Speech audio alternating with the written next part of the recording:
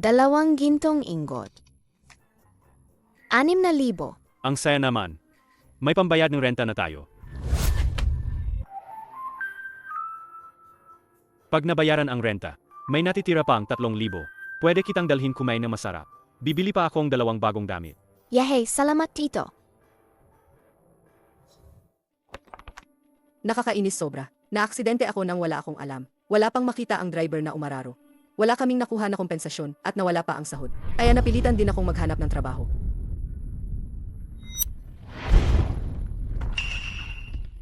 Ayos ba yan, Hu Jingyao? Hindi mo mababayaran ang 1,000,000 nurturing fee. Pag may pera ka na lang, magsho-shopping ka na. Pera ito na napanalunan ng tito sa scratch-off. Hindi ito para sa'yo.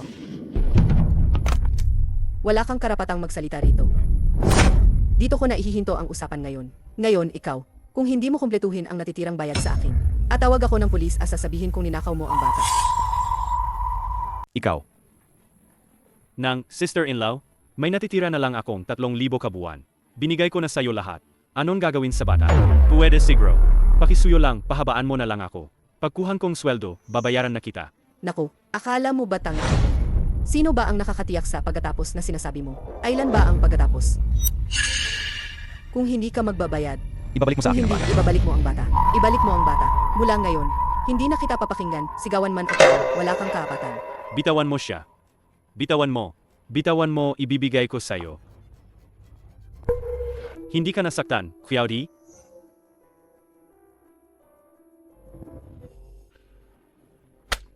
Ang galing. Tapos naman, 3,000 na naman. Ganyan ba? Pera para sa ospital ni Hu Jingxian. Mukhang nabayaran na ang utang. Naku, excuse me, magulang ba kayo ni Hu Chansi? Dinampot ng anak ninyo ang isa pang bata. Naghahanap sila ng kompensasyon na 9,000. Pwede ba kayong pumunta rito agad? 9,000. Pasensya na po, tito. Kasalanan ko po lahat ito. Tito, wala ng pera. Okay lang, huwag mag-alala. Hindi mo kasalanan yan. Kung nabayaran lang sana ang sweldo ko, hindi sana tayo nagkakaproblema ng ganito.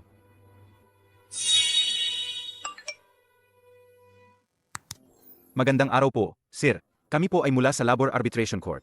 Yung dating sinabing illegal kayong pinigil. Ang 6 na buwang sahod at ang kompensasyon, na abot sa 30,000 ay nadeposito na lahat. Pakisilip na po agad. MR Hung, ikinalulugod namin kayong ipaalam na. Pumasa kayo sa aming interview. Ang buwan ng sahod, 1,000,000. Pakipunta po bukas ng umaga, alas negatibo siyam. Mag-report sa front desk. May balita na ba tungkol kay Xiao Yue? Yuyu. Huwag kang mag-alala. May ipinapadalang tao si Papa na naghahanap ngayon. Pag may balita, agad ka naming ipapaalam. At tuloy pa rin ang pagsisiyasa. 5 taon na ang nakalipas. Wala pa rin kahit anong bakas. Papa, Talaga bang hinahanap ninyo si Xiao Yue? Yuyu. Anong ibig mong sabihin? Si Xiao Yue ay apo ko rin sa dugo. Ano ba ang tingin mo sa akin? Kung hindi dahil sa'yo noon, nainisip mong hindi karapat-dapat ang pamilya ni Ajing at pinilit mong paalisin siya. Hindi sana tayo nagtatago-tago. Hindi sana napilitan si Ajing na maghanap buhay sa araw na malakas na ulan at mamatay matapos mabanggang sasakyan. Ang aking Xiao Yue rin. Noon, kasalanan ng tatay. Ero nitong mga aon. Sinikap din ng katay hanapin siya. Halos napasinay ang lahat ng welfare home. Inararo na niya isa-isa. Sapat na. Ayokong marinig pa ang mga dahilan mo. Kung talagang, susunduin ko na lang siya mag-isa. Ji.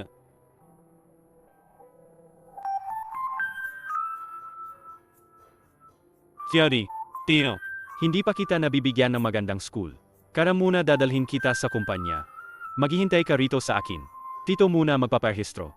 MM.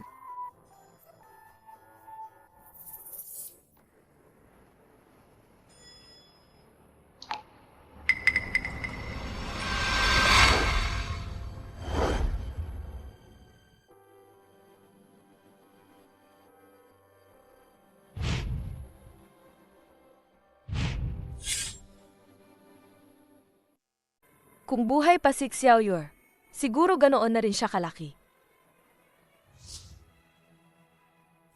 Naku, maliit na miss. Bakit nag-iisa ka rito? Nasaan ang mommy at daddy mo? Ayaw na raw sa aking mommy at daddy. Sumama ako kay tito. Umayos si titong Papeles. Sinabihan niya akong maghintay dito sandali. Ang tapang naman ng puso mo. Marami na raw ngayon na nagnanakaw ang bata. Paano kung mawala ang bata?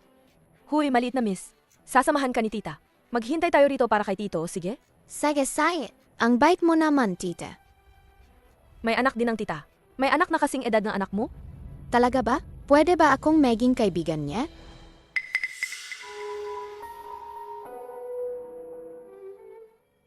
Nawala siya. Nang ipinanganak pa lang. Huwag kayong malungkot, tita. Maganda namang maayos pa ang anak ninyo. Mabilis ninyong mahahanap siya. Salamat, bata. Kaya mo ba yung simpleng bagay na hindi mo magawa? Ano bang trabaho mo? Ayos ka lang ba? Salamat. Miss Tito, ayos ka lang ba? Yuyu, anong nangyayari rito? Anong nangyari kay Yuyu? Siya yon. Kahit ako mismo ang nakakita kanina. Itinulak niya si MS Jiang kanina. Huwag mong sisihin ang tito ko. Ikaw pa ang nagpatumba sa magandang tita. Nakita naman lahat kanina. Tama ba? Tama. MR Jiang, kung ako ang tatanungin, ang mag-ungkol at pamangkin na tumalas na talaga. Dapat tanggalin sila. Tanggalin. Tanggalin na sila. Pasensya na po, MR Jiang. Hindi ko sinasadya. Pakiusap. Bigyan mo pa ako ng isang pagkakataon. Jiang Shuyue, huwag po kayong magmalambing. Bagong hire pa lang, first day pa lang. Nakapagdala agad ng malaking gulo. Ganitong pasaway, laging may gulo. Di namin kayang kumuha ng ganito sa Hailan Group.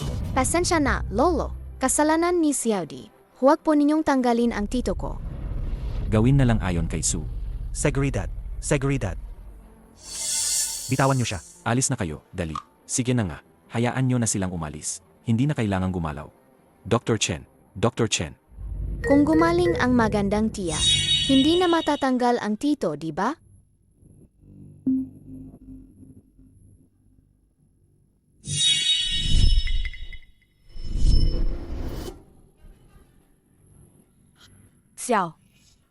Xiao Yu. Yuyu, gumising ka na. Tatay, nahanap ko na. Kanina yung lalaking iyon at ang pamangkin niya, saan na sila? Ang bagong tao ni Jiang Shuyue, wala siyang pakialam. Sinalpok kayo nila. Tinanggal na sila ni Jiang Shuyue. Tatay, bakit mo naman tinanggal ang tao ng ganyan? Nasaan sila? Gaano katagal na silang umalis? Kakaalis lang.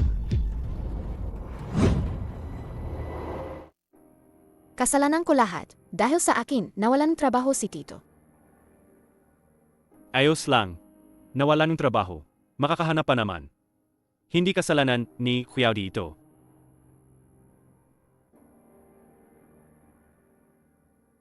Sandali. Iyon ang magandang auntie. May konting hindi pagkakaintindihan ang tatay ko tungkol sa inyo. Naipaliwanag ko na kanina. Ang ibig niyong sabihin, Huwag kang mag-alala, magtrabaho ka lang sa kumpanya ni Jiang Shuyue. Nandito ako.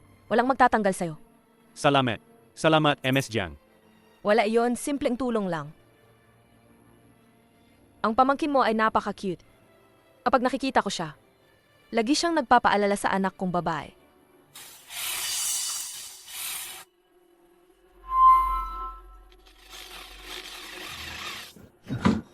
Mag-ingat. Tabi. Lumayo. Tito, May birthmark. Yan ay birthmark ni Xiao Yu. sana ang magandang auntie na ito. Ang maging mama ko. Xiao Yu. Mama, nahanap na kita.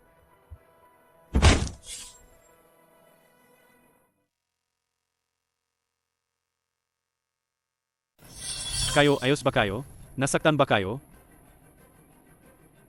Xiao Yu, ikaw ba yan, Xiao Yu? Bakit wala naman? Nagkamali kaya ang paningin ko? Tita, sino po si Yeyuer? Si Xiao Yu. Ay anak ko yon. May birthmark siya sa braso. Nagkamali lang ako kanina. Akala ko meron din si Xiaodi. MS Jiang, paano nga po naman? Nawalan ng anak? 8 taon na ang nakalipas noong tag-init. Nagpanganak ako sa tanging. Maliit na ospital sa Longcheng. Noong panahong yon, magulo ang pasilidad at mahina ang security. Dinukot ang sanggol, ang mga human trafficker. Longkeng Hospital. Doon din ipinanganak si Xiaodi. 8 taon na ang nakalipas. Baka, may alam ang kapatid kong lalaki at ang asawa niya sa pagkakataong to. Tatanungin ko sila mamaya. Maraming salamat na lang po. Mula ngayon, kung wala tayong makakabantay. Kay Xiaodi, Dalhin mo na lang siya sa opisina. baka po ito makuli sa inyo? Hindi yan problema. Masaya nga ako kung kasama ko si Xiaodi. Nga pala, malapit nang matapos ang lunch break. Bumalik ka na at mag-punch sa time clock. 5 na lang na minuto. MS Jiang, Xiaodi, pasensya na po. Hindi ko maintindihan ang iniisip ni MS Jiang. Napunta pa siya mismo para kunin yun. Yung lalaking may daladalang bata. Naibalik niya. Ano sa tingin ninyo? Si MS Jiang. Baka nagustuhan niya yung tinatawag na pretty boy. Baka na naman, di ba? Swerte lang siya. Kahit maprotektahan siya ni MS Jiang ngayong beses, ang Highland Group, may paraan akong paalisin siya.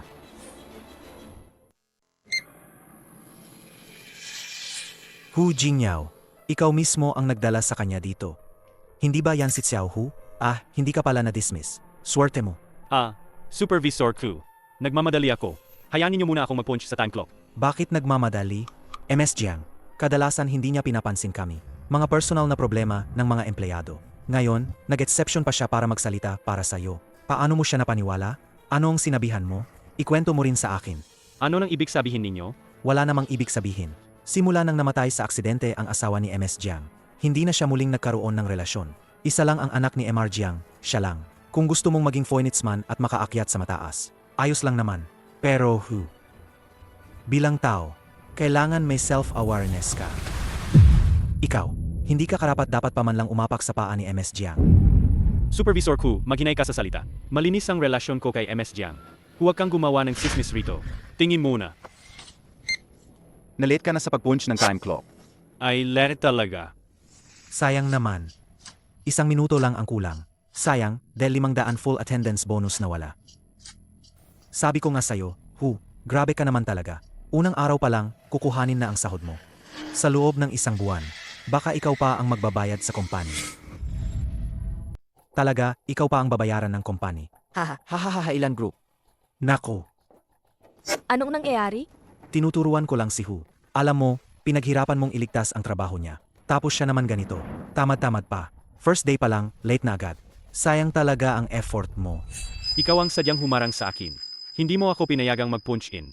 Kaya hindi rin ako maabot sa oras. Deti mo nang nabangga si Aunt Jiang. Ngayon binubuli mo pa ang tito ko. Napakasama mo. Sucheng, ikaw naman matagal na empleyado sa kumpanya. Bakit mo sinasarado intentionally ang isang bagong empleyado? May kwenta ba yan? MS Jiang, inaalala ko po.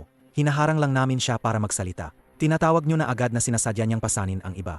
Alam kong mabuti ang intensyon ninyo. Gusto niyo siguraduhing makuha niya ang full attendance. Pero hindi dapat iparit ang paratang. Sa iba. Hindi ba? Kung mapapansin siya ni MS Jiang, baka hindi na siya mapapatawan ng multa kapag late. Sino ba ang magtatrabaho ng seryoso kung ganon? Kung lete lang at walang multa. Ano naman kami na laging on time? Kahit tagapagmana pa siya ng grupo, dapat sundin pa rin ang patakaran, di ba? Paano ka naman kikilalanin kung hindi patas? Kayo naman. Sige na, MS Jiang. Sa susunod na lang, uwi na lang ako ng mas maga. Huwag ninyong ilagay sa alanganin ang pangalan ninyo. 500 multa, di ba? Bayaran ko na. Sino nagsabi na pwede kang pumasok? Sino nagsabi na pwede kang pumasok? Nabayaran ko na ang multa. Bakit hindi pa rin ninyo ako pinapayagang pumasok magtrabaho? Kung matagal ng empleyado yun, paminsan-minsan lang na late, bayaran ng multa, ayos na. Pero iba ka. Unang araw mo pa lang sa trabaho, late ka na. Hindi sapat na magbayad lang ng multa. Ano pa ba ang gusto mong gawin ko? Kailangan mong harapin ang buong departamento at magsagawa ng seryosong paghingi ng sorry. Kasi kung hindi, paano namin makikitang taos puso ka? Sucheng, huwag mo nang sadyain pa ang tao. Si Hu na ganito, na hindi maayos ang attitude, kailangan mag-sorry sa harap. Kung hindi, ang buong departamento namin. Mumukhang tamad at walang disiplina. Hindi pwede yon. Tama na. Supervisor Chu, ginagawa ninyo to para sa Highland Group, di ba? Tama, kailangan mag-sorry. Kailangan talaga. Masamang tito. Ayaw ni VOD sa masamang tito na to.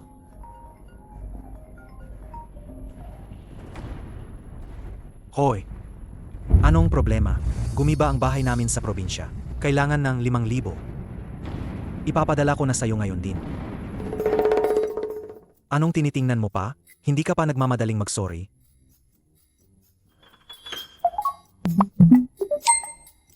Ay ng trabaho, may dumating na mensahe sa company group. May dumating na mensahe sa May company dumating na group. mensahe sa Nasira company raw ang time clock. Ako naman.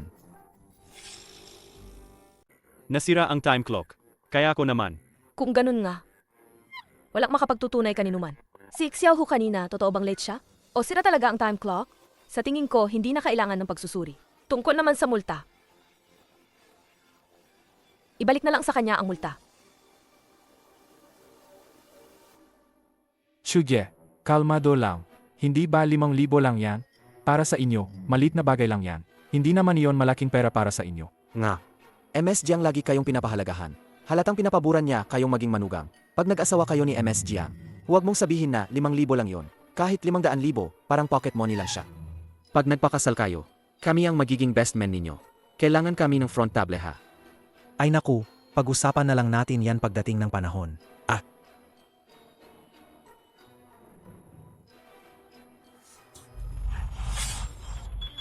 Naku, MS Jiang.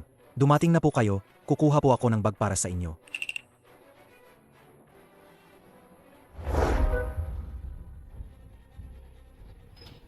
Kung may kailangan po kayo, sinabi nyo lang. Gusto ko lang i-report po ang trabaho. Gusto ko lang magbigay ng update sa inyo. Nagmuni-muni na ako. Noong nakaraan, mahinahon akong nagsasalita. Nagkamali ako. Inaamin ko ang pagkukulang ko. Sana, MS Jiang, bigyan ninyo ako ng isang pagkakataon. Nilagyan ng espesyal na gamot ang dokumentong ito. Hindi ako naniniwalang hindi kayo susunod. Sana, MS Jiang, bigyan ninyo ako ng pagkakataon.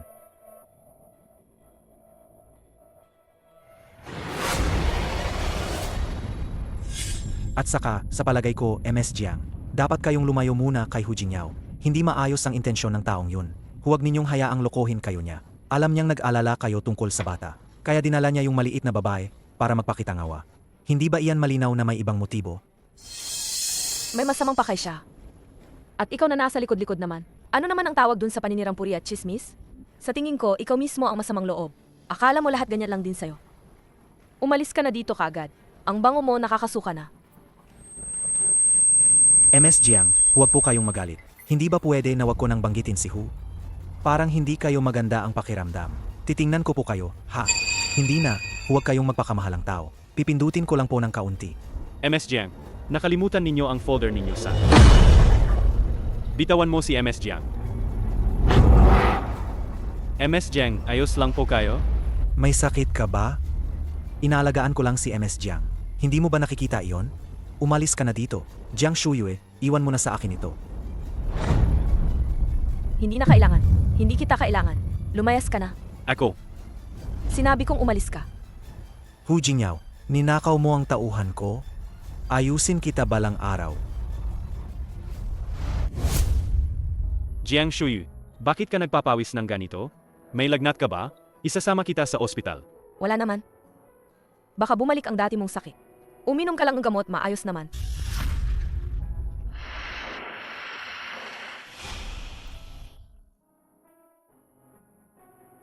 Xiao. Jiang Shuyu.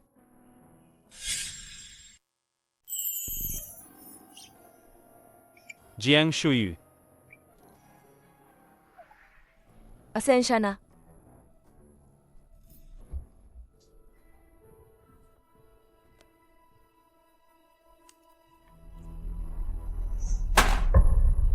Iwanan muna ang mga ginagawa nyo. May emergency task. Zhaoan, suriin mo ulit ang total ng deseng noong nakaraang buwan. I-report mo sa akin. Xiao Wang, pakiusigin mong kunin ang bayad sa finance. Hindi na matutuloy ang project natin. Opo. Xiao Hu, may bagong lupa na i-develop. Dali, magmadali ka. Gumawa ka ng detalyadong development plan. Ibigay mo sa akin bago tanghalian. Sag. Sandali, Supervisor Ku. Wala naman nakasulat na requirements para sa planning dito. Sakto ba ito para residential? O para sa shopping mall? Hindi mo ba kaya isipin kung ano ang gustong gawin? Pwede ba may counting innovation sa utak mo? Lahat hinihingi mo sa akin? Para ano pa kayo nandiyan? Hindi ganun. Ang magdedesisyon kung ano gagawin sa lote ay boss. Hindi porket sabi ko ng maging innovative, ibig sabihin madali lang maging innovative. Kaya mo gawin? Gawin mo nga. Hindi mo kaya? Umalis ka na lang. Huwag mo na akong istorbohin.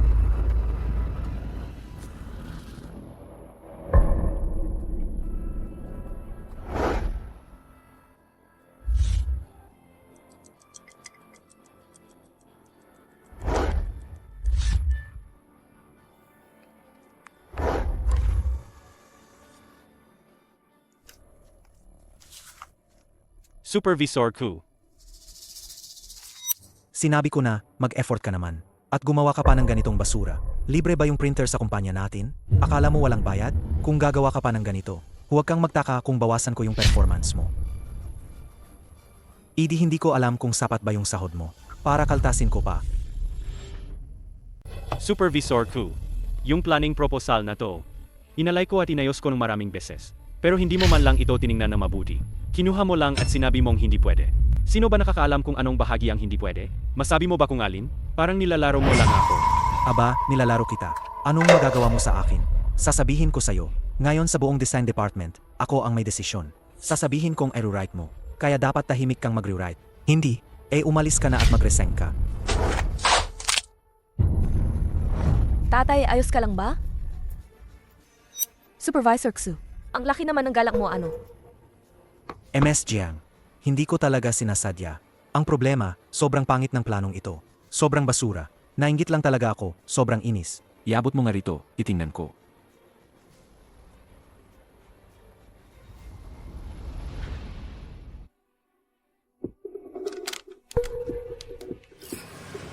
Sino gumawa nito? Ikaw ang gumawa. Hindi. Ito si Hu Xiaodi ang gumawa. Kinausap ko na siya kanina. Nakakabastos na sinusulat niya ng ganito kalokong plan. Para lang lokohin ang mga boss. May problema talaga sa kanyang work attitude. Bilang siya'y aking nasasakupan. Sakit din ng puso ko, naku. Dapat maayos ang flow ng proposal. Dapat malinaw yung creative points. Kung ito naman ay basura, yung papel na binigay mo sa akin ilang araw na ang nakalipas. Ano yon kung hindi pa mas masahol? Ano? Sa tingin ko, hindi naman dahil sa ang proposal ni Hu Xiaodi ang mahina. Kundi baka may personal kang galit, nag-event ka lang. Hindi na naman. Hindi ako ganun. Ako. Kung hindi ibig sabihin kulang ka sa kakayahan, hindi mo nga maiba kung maganda o pangit. Ang isang planning proposal, dapat palitan na ang taong supervisor na to. Jiang Shuyu, kakaunti lang ang lakas ko kamakailan. Kaya medyo naging madaling maingay ako. Ano ba yung iniisip mo sa puso mo? Hindi ba klaro sa akin kung ano ang iniisip mo? Si Xiao hunong pumasok, medyo nagkaproblema nga siya. Pero, kapag ang kumpanya naggasya na iwan siya, kaya niyang maging iyong kasamahan. Kung may personal kang galit, ginagamit mo ang public na bagay para maghiganti. Ang posisyon mo bilang supervisor, dapat kong pag-isipan kung kaya mo bang gawin ng maayos. Jiang Shuyu, alam ko ang pagkakamali ko. Bigyan mo pa ako ng isang pagkakataon. Pinapangako ko, wala nang susunod na pagkakataon. AMYE. Xiao Hu. Ang nilalaman ng proposal. Sang-ayon ako ng todo. Ang project na ito, ikaw na ang may buong responsibilidad. Ikaw, ang magiging leader ng Group A. Salamat, Jiang Shuyu.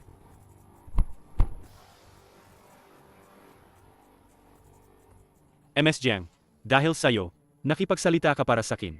Pero ang susi, trabaho mo mismo ang mahusay. Kung hindi, ang dami kong sabihin pero wala ring silbi.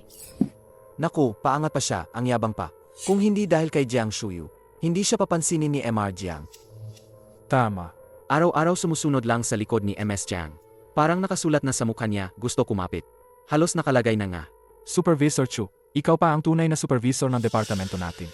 May mahahalagang gawain kami rito. Bakit ibibigay sa bago na lang? Mayon pa lang ng agaw na ng proyekto. Baka bukas siya na ang mangunguna at kayo na ang susunod. Alam nyo ba ang sabi nila, kasama ang biyaya at kapahamakan? Okay lang ang promotion ngayon. Pero kung sira ang proyekto mamaya, mawawalan siya ng swerte ng napakarami. Supervisor Ku. Hindi ko kayang tumanggap ng ganyang papuri. Sa harap ni Team Leader Hu, hindi ako karapat-dapat na tawaging supervisor. Nagbibiro ka lang. Gusto ko lang sanang itanong. Yung data para sa green area ng construction site, hindi mo pa naibibigay sa akin. Hindi ba't proyekto mo yon? Wala akong ganoong data. Proyekto ito ng Group A, hindi lang sayo. Paano naging sayo na? Bukod pa rito, sinabi ni MR Jiang. Dapat bitawan na natin ang mga alitan sa pagitan ng mga kakilala. At magtulungan tayo. Kung pinapahirapan mo akong ganito, baka magalit si MR Jiang sa iyo. Naku, nakita nyo to? Ngayon naging team leader na siya. Iba na talaga pag ganito. Natuto na ring magsalita ng formal. Ginagamit pa si Jiang Shuyu para takutin ako. Akala mo takot ako sa'yo? Tayo, hindi na kami tutulong. Ano balak mo? Kumanta ka kay MS Jiang at magmakawa. Magbenta ka ng sarili mo. Tingnan mo si MS Jiang. Baka tulungan ka niya sa problemang to. Huwag mo namang sabihin ganyan. May sariling panlasa naman si MS Jiang. Hindi siya basta-basta. Siguro kaya niyang piliin yan. Kayo naman.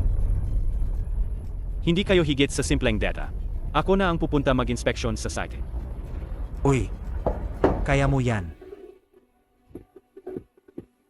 Magtaki papunta sa site. Isang biyahe pa, mga 3 oras na. Tapos ang haba pa ng pagkuha ng data. Mukhang hindi namin matatapos. Tito. Tingnan mo, nakakita akong papel. Tito, paano binabasa ang nakasulat dito? Theory, maglaro ka muna kay Jiang Shuyu ha. Tito, kailangan ko munang magtrabaho. Tito, bantayan mo muna si Xiaodi. Isang salita lang. Tio. Anong salita? Ito, mga datos ng construction site. Mga datos ng construction site. Ano na, Tito? Kailangan ba itong papel? Kailangan. Sobra ang kailangan talaga. Kuya Di, ikaw talaga ang swerteng Tito. Sino ba ang magtapon ng datos ng pabayan? Kung totoong matatapos niya on time, tiyak papupurihin siya ni Jiang. Baka mawala pa ang pwesto ko bilang supervisor. Hindi ko na maipagtatanggol. Hindi pwede. Kailangan kong mag-isip ng paraan.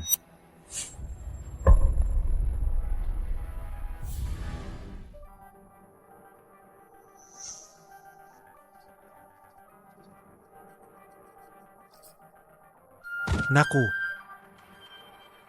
Bata, nadapa ako. Kailangan may pumawi at dalhin ako sa ospital. Hindi pwede, masama ka. Binabali mo pa kami ni Tito. Ayaw kitang pansinin. Pero nagsisisisi na ako. Mabait na bata, patawarin mo ba ako isang beses? Bigyan mo ako ng pagkakataong magbago. Naku, ang sakit naman. Kung hindi tayo pupunta sa ospital ngayon, mamatay ako sa sakit. Naku! Bilis, tumayo ka na. Dali, punta tayo sa Longkeng Hospital.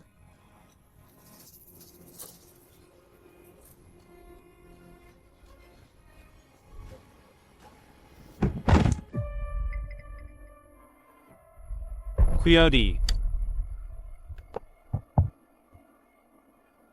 huwag kang matakot. Tito ang magdadala sa iyo sa ospital.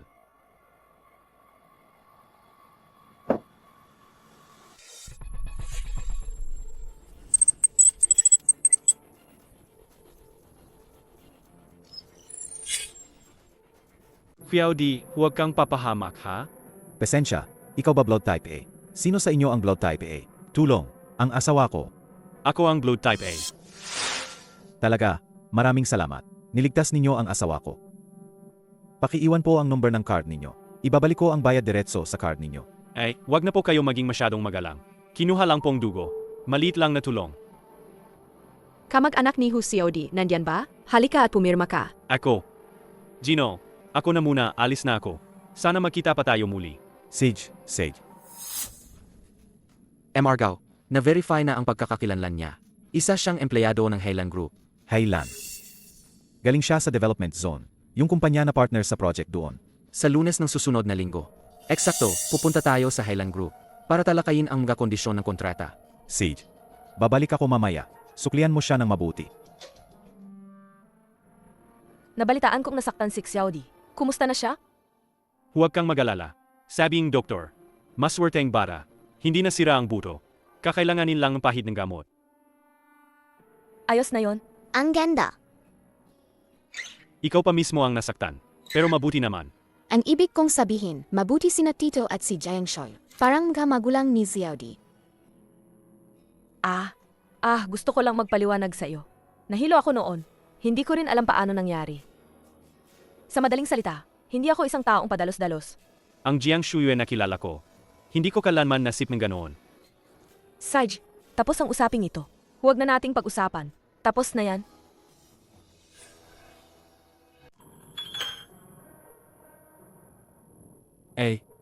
Narinig ko mula sa group chat ng mga katrabaho. Hindi siya umalis hanggang mahigit 12.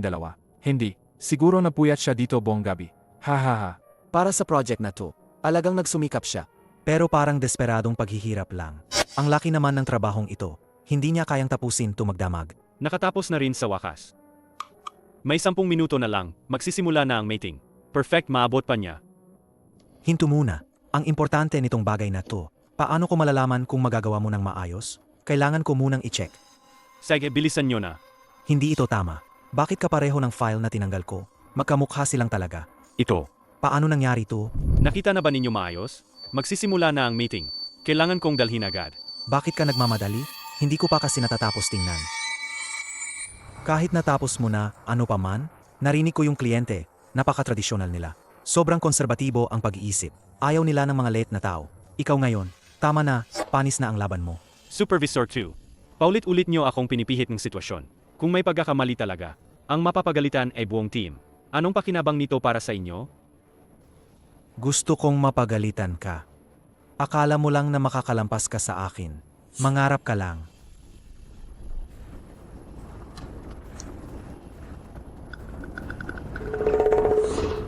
Pasensya na. Nanginig ang kamay.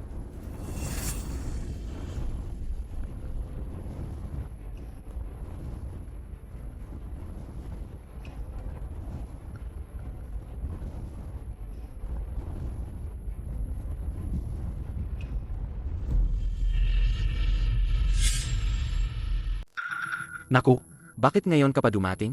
Nililipat na nila ang mga gamit, alis na sila. Ano? Narinig ko si MR Gao na kinasap si MR Jiang. Nagalit siya ng todo. Sabi niya, ang mga walang pakialam sa oras. Di pwedeng makatrabaho. Kung papasok ka ngayon, tiyak pagagalitan ka rin. Kahit pagagalitan man ako, susubukan ko pa rin. Ikaw ba yon? Hu Jingyao. Ilang beses ko na bang sinasabi sa'yo, tingnan mo ang oras. Bahala na. Nakilala ko na tong batang to. Siguro hindi naman sinasadya. Magpasalamat ka na kay MR Gao sa pagkakataon. Opo, MR Gao. Tingnan niyo po. Ito ang cooperation proposal ng kumpanya namin.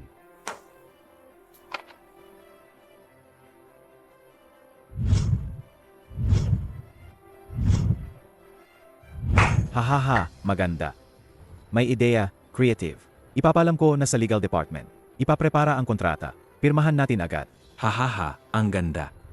Masayang pagtutulungan. Masayang pagtutulungan. Sag, Umalis na ako. Kita-kits. Depende kay MR Gao. Nagkakilala na kayo dati. Anong nangyayari dito? ito ba? Ay naku. Pasensya na, Jiang Shuyu. Sagot ko ang nangyaring ito. Hindi ko na monitor ng mabuti si Xiao Hu. Sino ang mag-akala na magiging ganito ang pakilos niya? Naantala ang mahalagang gawain ngayong araw. Ikaw naman ang sadyang humadlang sa akin. Hindi mo ako pinayagan sumama sa meeting. Kung hindi, hindi sana ako nahuli. Anong ibig mong sabihin diyan? Bilang supervisor mo, obligado akong magsiyasat. Suriin ang plano mo, at tiyakin na ayos bago payagan. At saka naman, iyan na ang sayo. Dapat mong naipasa kahapon. Pinilit mo pa itong ipagpabukas hanggang umaga. Magagawang kasalanan ko ba yun? Hindi ako nakatapos kahapon. Dahil sadyang hindi mo binigay ang data sa akin. Hindi ko binigay sa'yo ang data. Paano mo ginawa ang planong yun kung wala? Ikaw mismo ang nagpunta para suriin ang site. Doon kasi, 3 ang oras ng bayahe pabalik-balik ng taxi.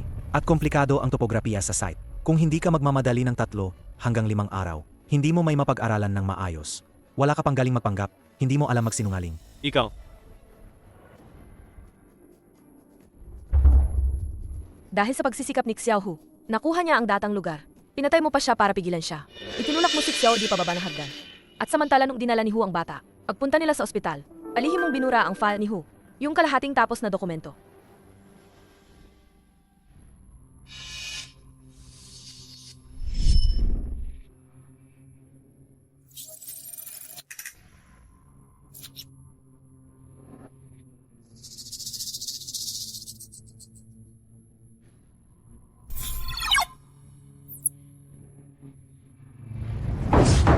Totoo ba yun?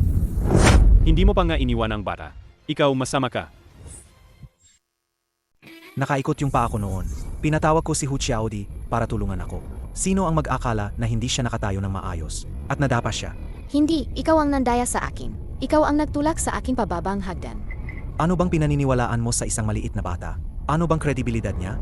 Baka naman sila ang nag-impluensya sa kanya. Tama. Mga bata lang naman sila. Alam ba nila ang ibig sabihin ng sinadya? Kailangan talaga ng ebidensya sa lahat ng bagay. Ano ang silbi ng mga salita kung wala namang patunay? Kau naman. Tungkol sa computer mo, nag-aalala lang ako baka hindi mo matapos. Kaya sinilip ko at tinignan lang.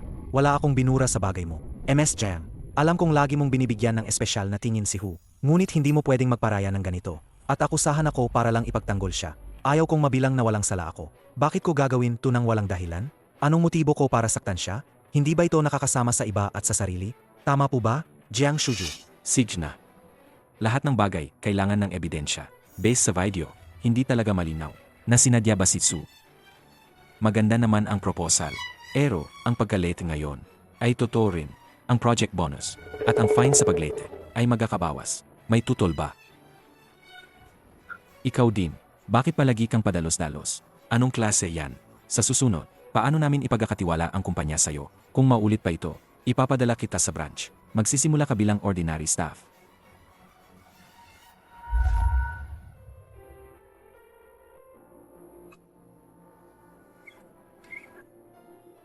Pesensya na, MS Jiang. Dahil sa akin, naipit ka at napagalitan. Tatay ko nagsabi lang ng pabiro. Di niya ako papahirapin.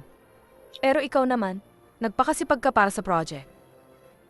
Pero, nasaktan ang pamangkin mo at kakaltasan pa ang seldo mo. Hindi ako mapakali. Kakaltasan pa uli. Naku, talaga namang may kirot ako sa loob. Tiya, huwag po kayong malungkot. Sabi nga nila, ang masama may kaparusahan. Ang masamang tito na iyon, tiyak na mapaparusahan din.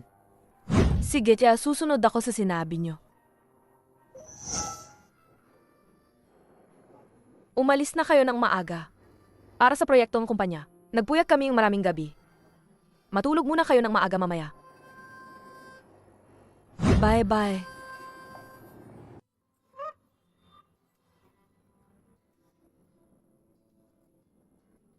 Uy, hindi ba yan yung pinuri ni MR Gao? Yung lubhang pinuri?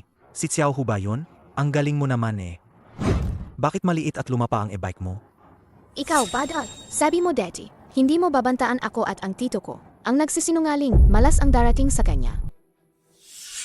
May kasabihan, ang mabuti, hindi mahaba ang buhay. Ang kasamaan, magtatagal ng henerasyon. Kayo naman, baka di nyo na maranasan.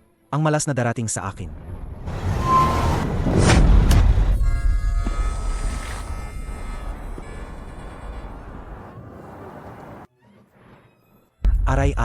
Aray.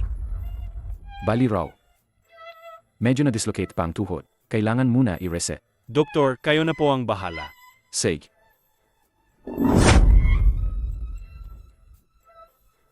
Anong gagawin nyo? Hindi masakit.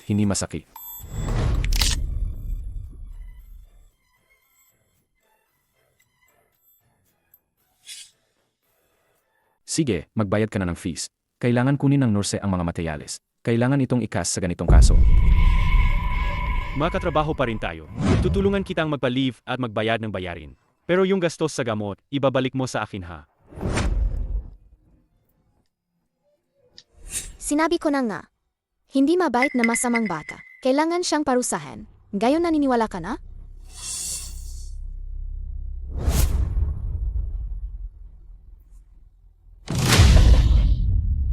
Sobrang sakit nito. Ano bang nangyari sa'yo? Na-dislocate ang pulso mo. Tiisin mo muna. Masakit.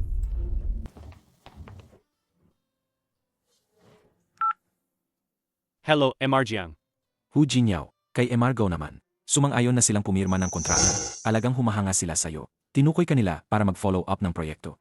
Balak kong ipromote ka bilang project manager. Bukas, pagpasok mo, pumunta ka sa Human Resources. Pirmahan mo ang bagong labor contract. Maraming salamat, MR Jiang. Hindi ko po kayo bibigyan. Ang galing, tataas na ang posisyon ni Tito. Tito na opisyal, dadalhin ka niya. Kain tayo ng malaking salusalo para magdiwang, okay? Sag,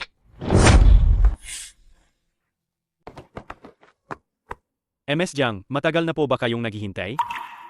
Ok lang. Malapit na akong umuwi. Nang sabihin mong magse-celebrate ka, dali-dali akong lumabas. Kasalanan ko. Akala mo sapat na ang mag-imbita at magpasalamat? Nakalimutan namin tanungin kung okay ba sa inyo. Sinasabi ko lang naman, huwag mo na seryosohin. Tara na. Sabi mo naka-ospital ang asawa mo. Kailangan niya ng advance na sahod. Binigyan pa nga kita ng advance, di ba? Sinasabi mo pa na walang magbabantay sa anak mo. Gusto mo dalhin siya sa trabaho. Pinayagan pa nga kita. Ano na ang naging resulta? Anong balik na binigay mo sa akin? Ang trabaho mo, pampabasta. Ayos lang sana yon. Pero hindi mo siya makontrol. Aw-aw gulo ang anak mo. Pati lahat ng labanos. Kinakagat-kagat niya isa-isa. Paano ko ihahain ito sa mga bisita? Asensya na, boss. Naku, pasaway lang talaga siya minsan. Wala siyang masamang intensyon. Tigil muna. Dalhin mo na. Ang mahal mong anak pauwi. Maliit lang kasi ang lugar ko dito. Hindi ka siya ang ganitong malaking presensya. Boss, talagang nagkamali ako. Bigyan mo pa ako ng isang pagkakataon. Ang ako, babantayan ko talaga siya. Hindi na siya magdudulot ng gulo. Buong pamilya namin, umaasa lang sa akin. Paano kami mabubuhay sa isang sahod na to? Inanggalin mo ako sa trabaho. Mamatay kami ng buong pamilya namin ng gutom. Sykes na. Ibabawas ko na lang yang gastusin sa gulay sa sweldo mo. Kung may susunod pa, diretso kitang palalabasin.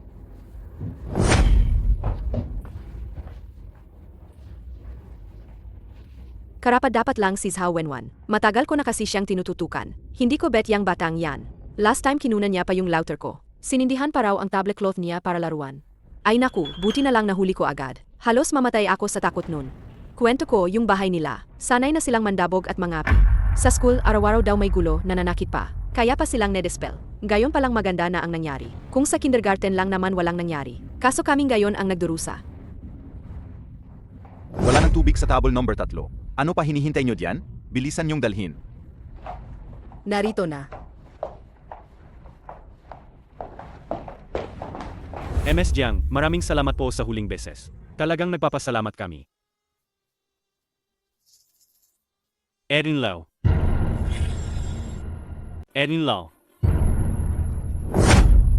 Sino nagsabi na pupunta ka dito? Restaurant natin to, pangmayaman ito. Kaya mo bang kumain dito? Mahirap ka. Tito ko, mataas na opisyal na siya. May pera siya ang magbabayad. O ambisyosa kang bata. Akala mo kaya mo na ba? Ako ba, inatanong ka? Tigil ka. Anong karapatan mong hampasin ng bata? Anong klaseng tao ka ba? At nangahas ka pang makialam sa akin. Ang cute na to anak ko. Kahit sabihan yung suntukin ko siya. Ano nung magagawa niyo sa akin? Halika rito agad. Naririnig mo ba? Anong trabaho mo rito? Sinabihan kita na magtimpla ng tubig para sa bisita. Di para magpakitang gilas ka. Pasensya na po, mga ginuginang. Naistorbo ko kayo, sorry po. Patawad po. Boss, nadulas lang talaga ako kanina. Mag-order na po kayo.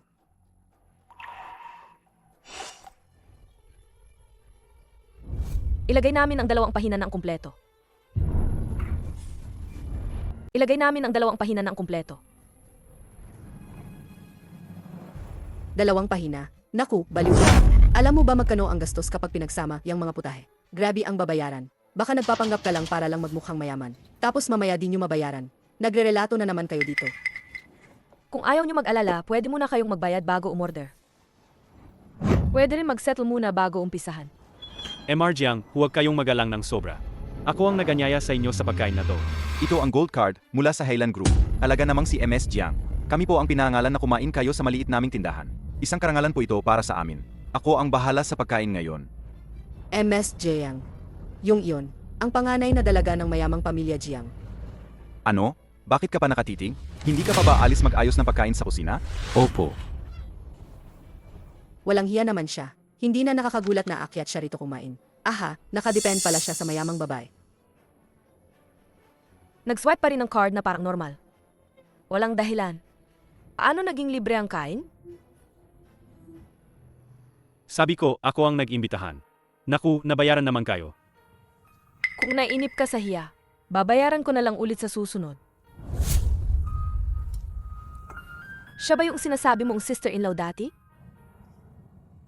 Di ko akalain na ganun katapang at di makatuwiran. At nagawa pa niyang magkaanak ng ganito. Si Xiaodi ang sobrang mabait. Isang maasikaso at mabait na bata. May kuya pa raw si Xiaodi. Ang kuwa ko at sister-in-law namin mas pinapaboran ang lalaki. Kaya hindi masyado nila pinapansin si Xiaodi. Hindi nakapagtaka na ganun siya kamature. Lumaki siyang dinidiktahan at inyapi. Buti na lang, nasa iyo siyang tito. Kung wala, ay hindi ko maimagine kung gaano kahirap ang buhay niya. Tama. Mamaya tanungin natin ang sister-in-law ko. Kung alam niya ang tungkol sa 8 taon na nakalipas. Yung pagkawala ng bata sa Longkeng Hospital. MS Jiang, tikman niyo po ito. Rock Sugar Bird's Nest. Ito ang specialty namin. Maganda ito para sa balat ninyo. At mayroon din kaming panghimagas. Tara, panlaban sa ala. Sandali, huwag ka munang abala. May isa kaming gustong malaman mula sa inyo. Ano yon? CJ, itanong niyo na. Huwag kayong mahiyang magtanong. Noong Hulyo 31, 8 taon na ang nakalipas. Naanak ako sa Longqing Hospital. Isang babaeng bata ang ipinanganak ko. Kalaibang sandali lang ninakaw ang bata. Narinig ko na, ikaw rin daw ay anak noon din. Sa parehong ospital. Alam mo ba ang tungkol dito? Nako, Ano ang nangyari? dinukot nila. Grabe, pinaghirapan talaga nilang kunin. Wala akong alam nun. Nakakatakot talaga yung pagkidnap ng bata. Hindi pa ako nakaengkwentro ng ganun. Kung nasaksihan ko yun, sigurado ako. Diretso akong sumugod at lalaban ako.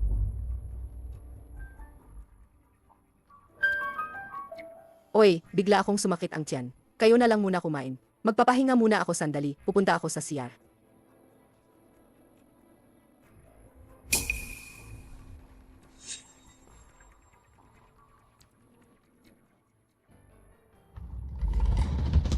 Hoy, asawa, yung pagnanakaw natin ng bata noon. Wala bang iniwang bakas, di ba? Hindi ba't pinagkasunduan natin na itago ito? Hanggang mabulok sa sikmura? Ngayon bakit mo pa binubuhat to? Akala mo ba gusto kong magsalita? Yung nanay ng batang yon ang kumunog sa amin.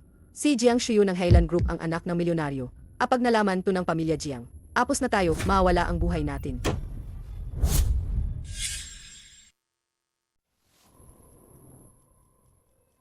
MS Jiang, pupunta ka ba sa CR? MM.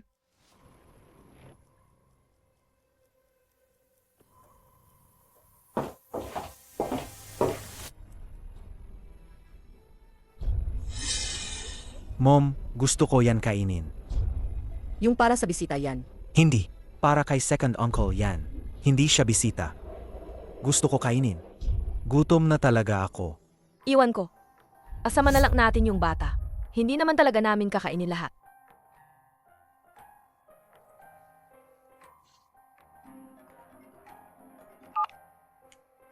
Tito, may balita na tungkol kay Xiao Yue. Pupunta ako dyan agad. May kailangan pa akong tapusin, alis muna ako. Salamat sa iyong ngayong araw sa pagkuha ng balita. Osag, mahalaga ang usapin ng bata. Anong gusto mong kainin? Second uncle, nawala yung Ultraman ko dun. Kunin mo naman para sa akin. Sag, papapakuha ko kay mom niya. Ayaw ko. Ayoko. Gusto kong ikaw mismo ang kumuha. Ay sige na, huwag ka nang sumisigaw. Kukunin ko na para sa'yo.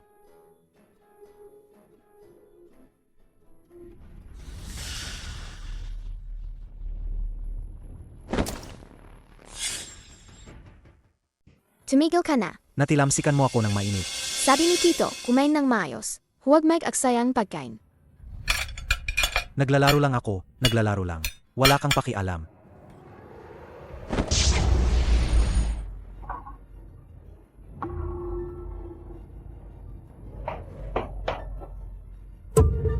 Ana. Ikaw, maliit na babae. Inaapi mo ang anak ko. Gusto mo bang mamatay? Ako. Hipeg, nagpapalaro lang ang bata. Hindi niya sinasadya. Kung hindi sinasadya niya, ikaw ang sadyang gumawa. Sa tingin ko, ikaw nga. Hindi ka man makapag-asawa, wala kang anak. Inatabunan ka ng selos kasi kumpleto ang anak ko. Pinukaw mo silang mag-away. Tingnan mo, napaso mo ang anak ko. Kung masisira ang mukha niya mamaya, ayaw mo bang magbayad? Hindi naman. Si Tianxi ang naglaro at siya ang napaso. Hindi ako nanakit. At nangahas ka pang tumuligsa. Ako. Hipeg, huwag ka nang magalit. Walang kinalaman si Xiaodi rito. Hindi malulutas ang problema kung gagantihan mo siya.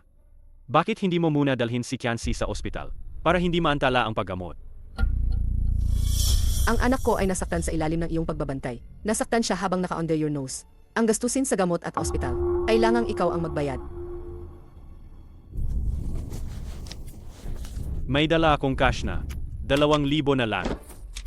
2,000, ano naman ang magagawa niyan? Bigyan mo pa ako ng dagdag. 8,000. Para lang sa pag-aayos ng paso na ganito lang kalaki. Sinabi mo gusto mong isa 0,000. Ang anak ko, siya ba ay manging Martsa? Paano kung may peklat siya pagdating ng panahon? At saka, dinala ko pa ang bata sa ospital para magpakonsulta. Bayad sa kapinsalaan ng trabaho. At pati na ang aming mental na pinsala. Isa 0,000 na hinihingi ko ay mura pa sayo. Ikaw pa nga ang tunay na tito na ipinadala ng langit. Nakakatikim ng menu na 2 pages. Pero hindi makabayad ng gamot ng bata. Sag. Ibibigay ko sa'yo. Kakakuha ko lang sweldo na wala na naman. Ayos na ayos. Hindi na kami mag-aalala sa panggastos ng pamilya. Sa loob ng 2 buwan. Sa Wenwan, ikaw ay tinanggal sa trabaho. Ano?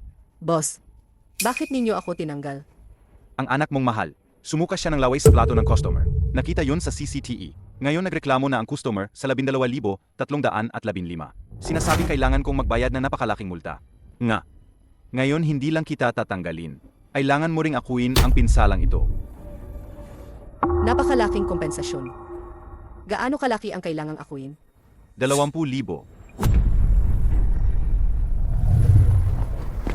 Tito, hindi ba si Yodi? Minsan naghahain na naman siyang gastos sayo. Hindi naman. Wala namang ginawa si Kuyaudi. Hindi kasalanan ni Kuyaudi ito.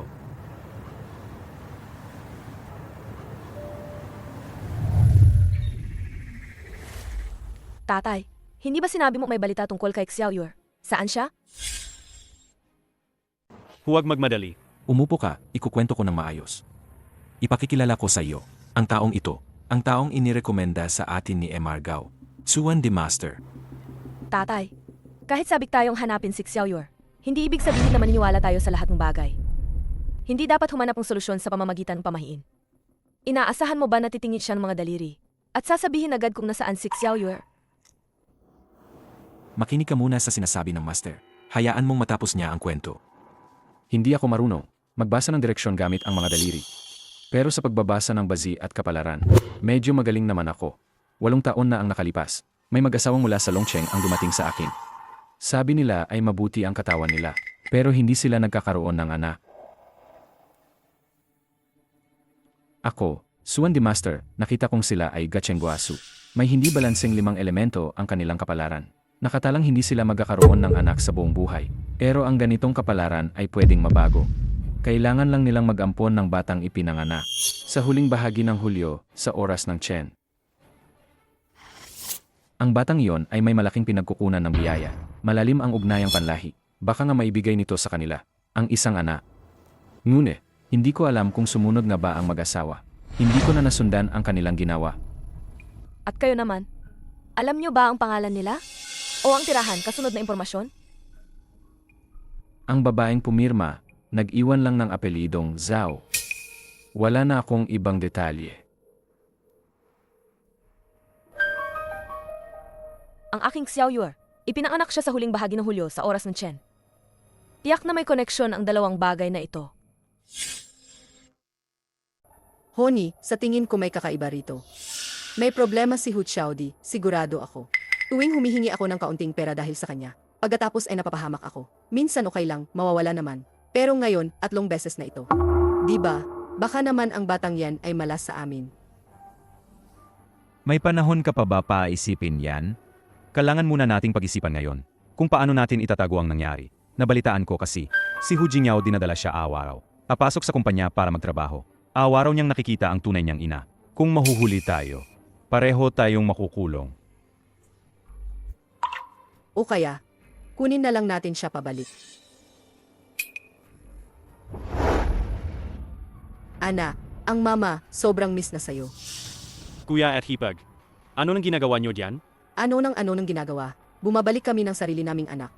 Salamat nitong mga araw na inaalagaan niyo siya. Tingnan niyo, gumaling na ang sugat ko. Kaya ko na siyang alagaan mag-isa. Sandali, Kuya. Baka nakalimutan lang ng Hipag na sabihin sa'yo. Inampon ko na si Xiaodi. Binigyan ko pa siyang 3,000 na nurturing fee. Anong nurturing fee? May ebidensya ba kayo? Basta kayong nagsisinungaling lang. Kami ang kunay na tatay at nanay ng bata. Paano possible ibenta namin ang anak sa 3,000? Hindi naman kami magbebenta ng bata. Naku, pangalawa.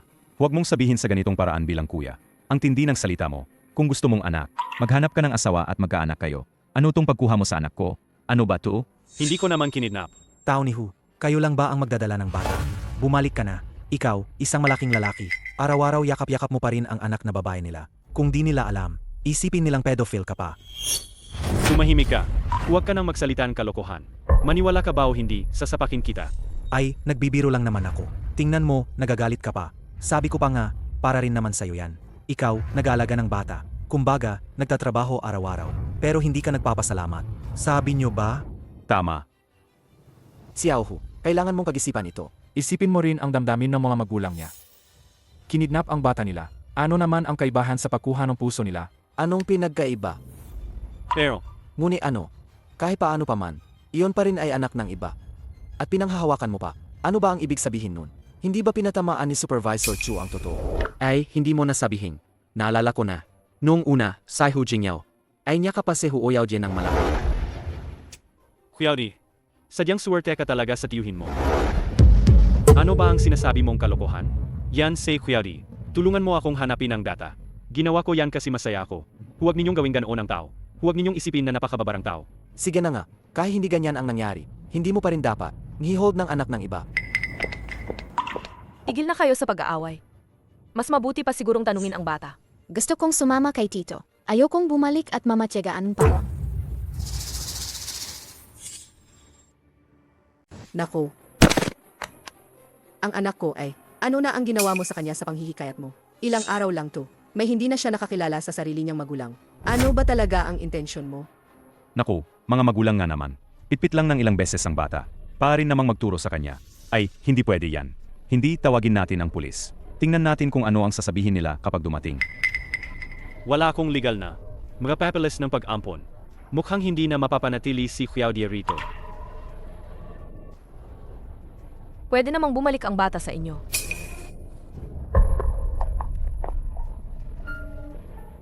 Pero gusto ko talaga si Xiaodi.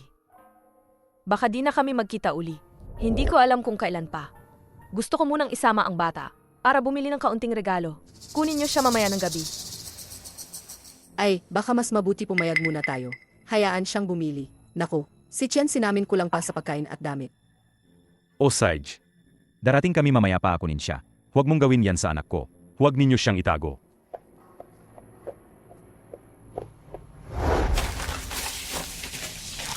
Ay, ang mayaman, ibang klase kumain. Tingnan mo, brand mula sa abroad. Anak. Halika rito. Kain na. Hindi. Naku, pinutol na lahat ng label ng damit. Paano na may ibabalik to? Babaeng iyon, nag-ingat laban sa atin. Ilista na lang sa online bilang second hand. Kahit konting kita, ok na. Ito, galing kay Aunt Jayang. Huwag ninyong ibenta. Ano nang yo, Ekin? Ako ang nagluwal at nag-alaga sa'yo hanggang lumaki ka. Kahit isang hibla ng buhok mo. Desisyon ko yan. Naiintindihan mo ba? Ay naku. Mahal, ayos ka lang ba? Hindi mo ba nakita? Natumba ang mama mo. Dali, kunin mo ang red flower oil. Ay naku, mahal. Ayos ka lang ba?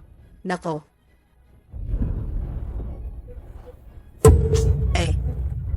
Nairita talaga ako kapag nakikita kita. Sinabi ko sa'yo kumuha ng gamot. Kinuha mo lang yung gamot. Nasaan ang gauze? Walang utak na gumagana.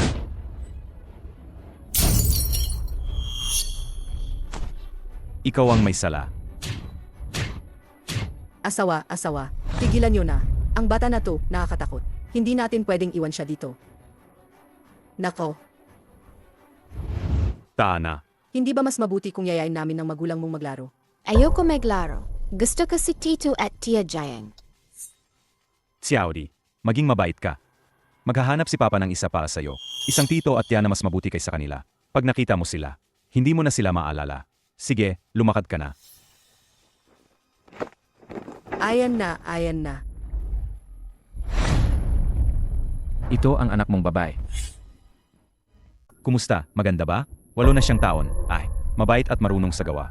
Halika, paikot ka pa kay Tito. Hayaan mo siyang makita. Naku, medyo mahiya yung bata. Ay, wala namang problema.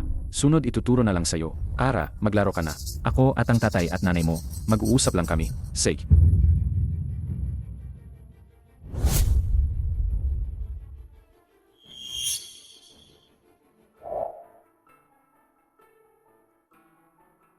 Xiaodi, natutunan mo na ba kung paano gamitin?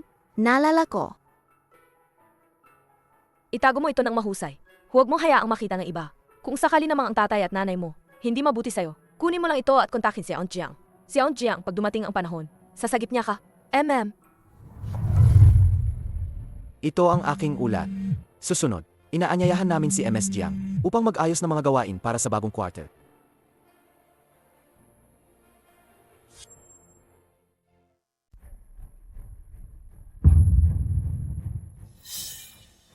Ay, tingnan mo itong kalidad nito. Hindi madali ang pagpapalaki ko sa kanya. Gusto ko ng 30,000. Hindi naman sobra ang hinihingi ko. Sige na nga. 30,000 na nga. Maghahanap ako ng pera para sa'yo. Bilisan mo. Nasaan siya? Tumakbo siya. Habulin ninyo. Xiaodi.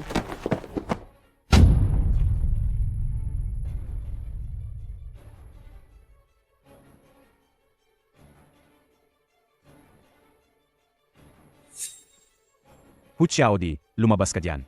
Hindi kita patatahimikin. Xiaodi, alam mo ba, puro daga rito sa paligid.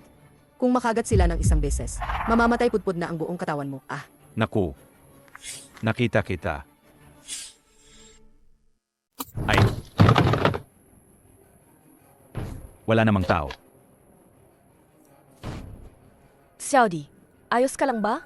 Tita Jiang, Ganyan po ang report ko. Sunod, iaayos ni MS Jiang ang mga planong para sa bagong quarter at ang mga gawain.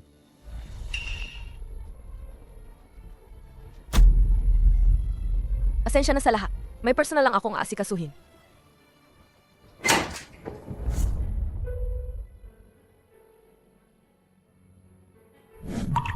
huwag kang matakot. Idadala ka na ni tita pabalik. Ikaw pa tong mabahong babae. Sinira mo ang magandang balak ko. Halika rito. Ibalik niyo agad ang anak ko. O tatawag na ako ng pulis. Eh sige, tumawag ka na lang. Ako naman ay report kayo. Sa illegal na bentahan mga bata. Ang anak ko yan. Bebenta ko kung kanino ko gusto. Anong pakialam mo diyan? Ngayon, kayong dalawa, walang makakalabas dito. Iiwan ko ang bata para gawing child bride para sa anak ko. Ikaw naman manatili bilang asawa. Tita Jiang, Tita Jiang. Pakawalan ninyo siya.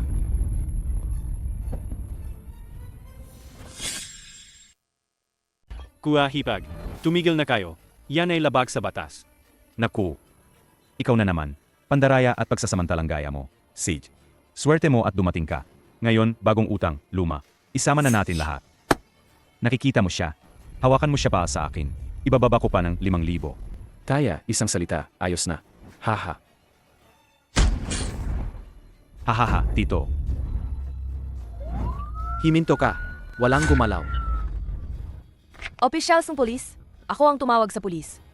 Sila ang nagbebenta ng mga bata. Wala naman. Mahihirap lang kami sa bahay. Hindi namin kayang alagaan ang bata. Kaya naisip namin na hanapan ng isang maayos na pamilya para i-adopt. Hindi naman iyan ipinagbabawal. Officer. Ako ay isang matapat at mahinahong tao. Isang magsasaka lang ako. Bigyan niyo lang ako ng lakas ng loob. Hindi ako gagawa ng bentahan ng bata. Ang legal na pag-ampon ay pinapayagan. Pero kayo naman, balak ninyong ibenta ang bata sa kanila para maging child bride. Naku, Mr. Police. Huwag ninyong paniwalaan. Itong babae na ito, medyo may problema ang utak niya. Dati pa niya gustong kunin ang anak ko. Akala ko hindi siya normal, kaya hindi ko pumayag. Ngayon bigla siyang, parang nabaliw at sinubukang agawin. Kaya nagkagirian kami. Ay naku, anong kasalanan ang ginawa namin? Ang nakababatang tiyuhin. Tinutulungan pa ang ibang babae para agawin ang sariling pamangkin. Wala na bang katarungan? MS Jiang, mayroon pa ba kayong ebidensya na nagpapatunay na sila ay nagbebenta ng child bride? Siyempre meron ako. Ang bata ay akin. Kung gusto kong ibenta, ibebenta ko. Sino ka naman pa makialam? Halika na. Sama ka muna sa amin.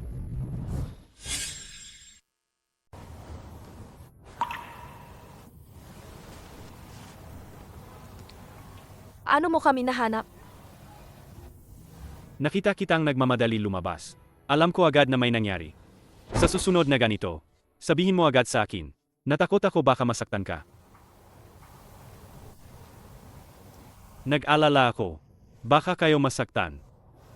Nag-alala ang tito kay Jiang Shoyu. Ako rin, nag-alala ako para sa iyo. Ikaw ba ang huoyaw dyan na tito? Permahan mo rito. Pwede niyong dalhin muna ang bata. Sag. Yung kuha ko at yung hipag namin. Binbenta nila ang sarili nilang anak. Iyon ay pagdukot at pagbebenta ng bata, krimen iyon. Sila ay dinakip na. Hintayin natin ang hatol ng hukuman. Sa ganitong kaso, ano ang mangyayari sa bata pagkatapos? Ikaw ba ay kamag-anak? Pwede mong pansamantalang alagaan o ampunin ang bata. Pagkatapos ng hatol ng hukuman, ipapadala ang bata sa welfare home. Bukod diyan, hahanapin din ang angkop na pamilya para sa adoption. Bilang tito, pwede ko ba siyang ampunin? Ikaw ba ay kasal na? Hindi pa. Ayon sa batas, ang hindi kasal na lalaki ay hindi pwedeng mag-ampuni ng babae mag-isa. Ito rin ay paraan para protektahan ang bata. Paano kung kasal na?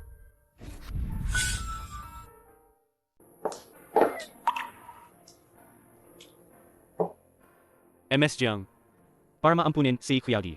Pakasalan mo ako at kumuha tayong marriage certificate. Grab, sobrang laking sakripisyo mo. Baka naman. Mag-isip muna tayo ng ibang solusyon. Kung may ibang paraan. Sinabi na sana sa atin ng polis.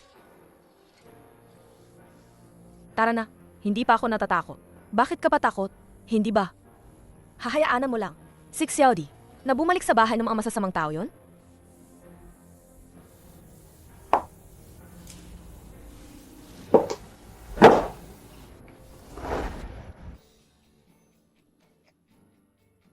Oh, sa bahay ni Tia Jiang. Ang laki at ang ganda pala.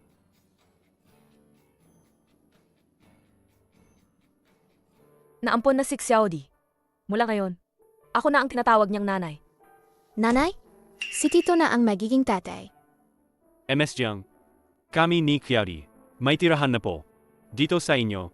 Masyado pong abala sa inyo. Si Xiaodi ampon ko ng legal. May tungkulin ako. Bigyan siyang mas magandang pamumuhay. Bukod pa rito, malaki naman ang bahay ko. Huwag kang mag-alala.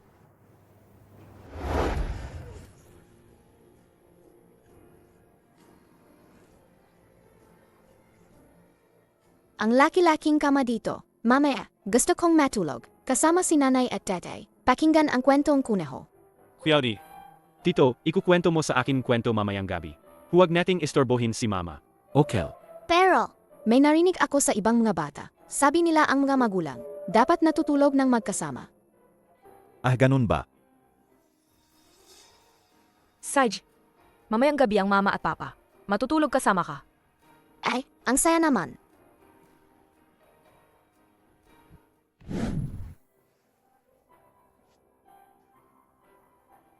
Hindi ka patulog? MS Jiang. Hindi ako makatulog. Huwag mo na akong tawaging MS Jiang. Tawagin mo na lang akong Shuyue. Kapag kasama mo ako, huwag kang maging sobrang kinakabahan.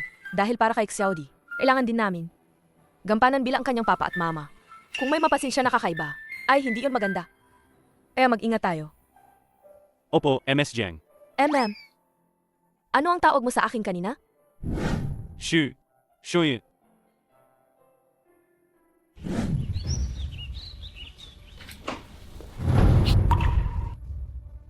Kayo ba? Anong ginagawa ninyo? Ikaw, Anong ginagawa ninyo diyan? MS Jiang. Nakakainis ang bata. Hu Jinyao. Tatay, Kasal na kami ni Hu Jinyao. Kahapon lang namin kinuha ang marriage certificate. Hu Jinyao. Mali talaga ang paghusga ko sa'yo. Noong una, nung tinitingnan kita, nag-isa kang nag-alaga ng bata. Dahil sa hiyap at pagod mo, kaya natuwa ko at pinayagan kita. Inaalagaan ka ni Yue ng mabuti. Hindi ko akalain. Ganun pala, ang intensyon mo pala ay hindi mabuti. Tatay, hindi ganyan ang ugali ko. Ako, naisip kong practical si Xiaohu. Kaya nagustuhan ko siya. Mga ilang araw lang kayo nagkakilala. Alam mo ba talaga kung anong klaseng tao siya? Mga ilang araw lang kaming magkakilala. At bigla na lang kayong nagpakasal. Bakit hindi ako sinabihan? Si Xiaohu ay maasahan. Mabuti siyang magtrabaho, responsable. Sigurado ako sa kanya. Jiang Shuyu. Seryoso akong humahanga kay MS Jiang. Sinasalita ko ito ng taimtim. Pangako, alagaan ko siya habang buhay. Anong klaseng tunay na pag-ibig yon? mga lalaki, wala namang mapapaniwalaan. Tatay, hindi ba sabi mo rin na mabuti si Xiaohu? Pinipili ko siyang makasama. Kasama ko siya. Maaari kang mag-relax. Tingnan mo, inampon pa namin si Hu Xiaodi. Ang cute ni Xiaodi, no? Gawin yung apo niyang babae. Hindi ba magandang idea yon? Tatay, hindi mo alam. May malaking connection si Xiaodi at si Xiaoyue. Sila hindi lang basta. Ilang taon, buwan at araw ang magkapareho pa sila. At higit pa rito, ipinanganak pa sila sa parehong ospital. Kung malalaman ni Xiaoyue na meron siyang kapatid na ganito, siguradong matutuwa siya. Sasabihin niyang sobrang saya niya. Parehong araw, parehong ospital. Sigurado akong nagkakamali kayo. Noong nag-imbestiga si tatay tungkol sa pagkawala ni Xiaoyue, malinaw ang lahat ng napag-alaman niya. Lumalabas na sobrang klaro. 8 taon na ang nakalipas sa Longcheng Hospital. Noong Hulyo 31 noon, ikaw lang ang nag-aanak noong araw na iyon. Ano? Noong 7 taon, wala pa talagang pagunlad ang Longcheng. Isa pang maliit na bayan lang noon. Hindi pa na-develop.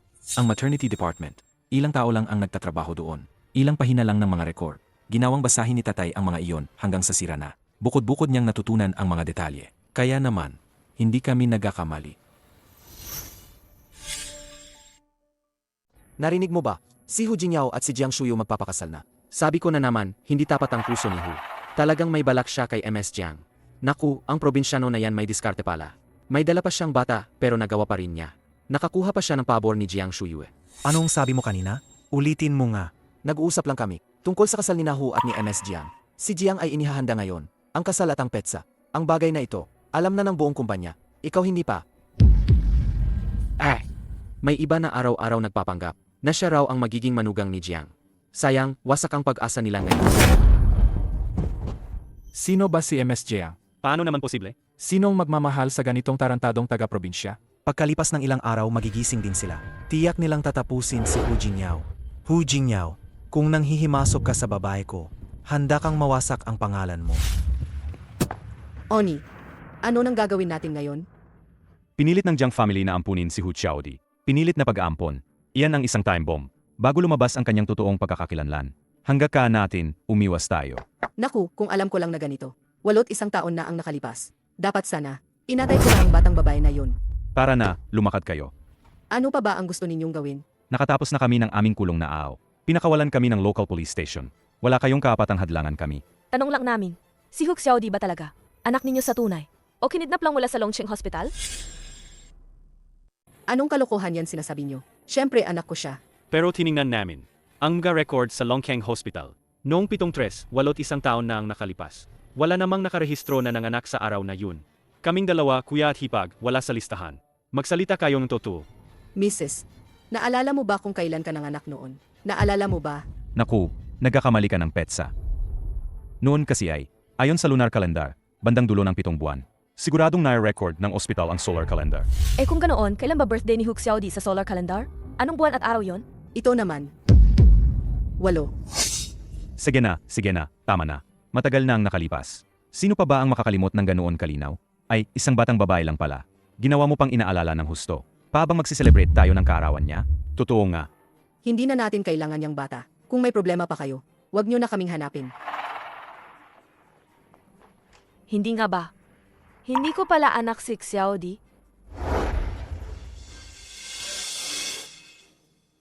Ang sumpang batang yan. Nasayang lahat ng magaganda kong damit. Pati na rin ang magaganda nating kasangkapan. Lahat napunta na sa iba. Nakakaloka talaga. Padali. Bumilis kayo. Balang aw, hahapin ko ang kaparusahan niya. At lahat yan dahil sa'yo. Sabi nga ng Tsuan Di Master, pwede naman tayong mag-ampon. Pinilit mo pa sa ospital para magnakaw. Ngayon, nagkaroon tayo ng malaking problema. Naghahanap ka na naman ng sisihin. Hu Jingxian, may konsensya ka ba talaga? Ginawa ko lang yan para sa pamilya ninyong Hu, para maipasa ang lahi ninyo. Saka, yung pagnanaka sa bata. Umayag ka naman, kung hindi ka sumang-ayon. Sino ba ako pa kumuha ng mag-isa? Kung hindi mo lang sinimula, paano naman ako papayag? Abala naman kayong dalawa. Kakatok ko lang kanina. Hindi nyo ba narinig? Sino ka ba? Umalis ka na. Magpakilala muna ako. Kasama ko sa trabaho ni Hu Jingyao. Mabilis lang ang oras. Hindi na ako mag-ikot-ikot. Diretso na tayo. Kanina nasa labas ako ng pinto. Napakinggan ko ng malinaw ang lahat. Si Hu Xiaodi. Iyon ang anak ni Jiang Shuyu na matagal nang nawala. Ang nawawala nilang anak na matagal na. Kayo ang nagnakaw. Pakiusap namin. Huwag ninyong tatawag ng pulis. Apag napasama kami, walang mag-alaga sa anak ko. Ano bang gusto ninyo? Magkano ba ang kailangan? Pwede nating pag-usapan. Basta huwag niyong ibunyag kami. Huwag kayong magpadalos-dalos. Kung gusto kong tumawag ng pulis, hindi na lang ako papasok. Kailangan lang ninyo gawin ang isang bagay para sa akin. Sisiguraduhin ko na ang narinig ninyo kanina. Mananatili siyang lihim.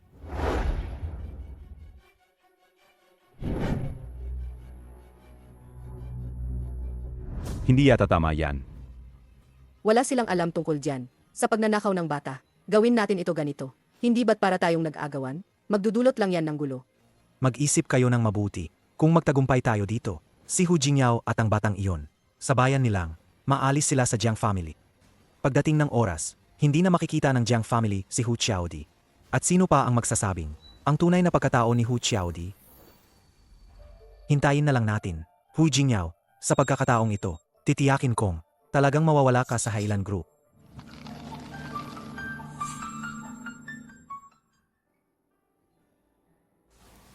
Huwag kang mag-alala.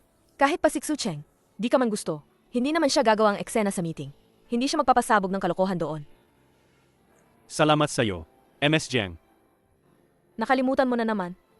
Sabihin mo na lang akong Shuyue. Sapagkat sa paningin ng iba, parang kasal na tayo. Shu Shuyu. Kung ganoon, tatawagin kitang ayaw na. Kung alagang magkatugma tayo, at kung makakasama kita, pwede rin naman.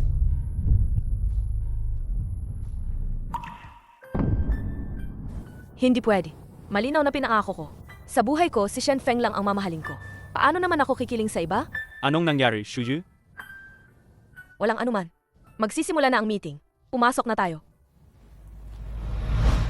Ang Helan Group Ed. Ang proyektong pakikipagtulungan sa Gao Group. Ang bahagi ng disenyo ay tapos na lahat.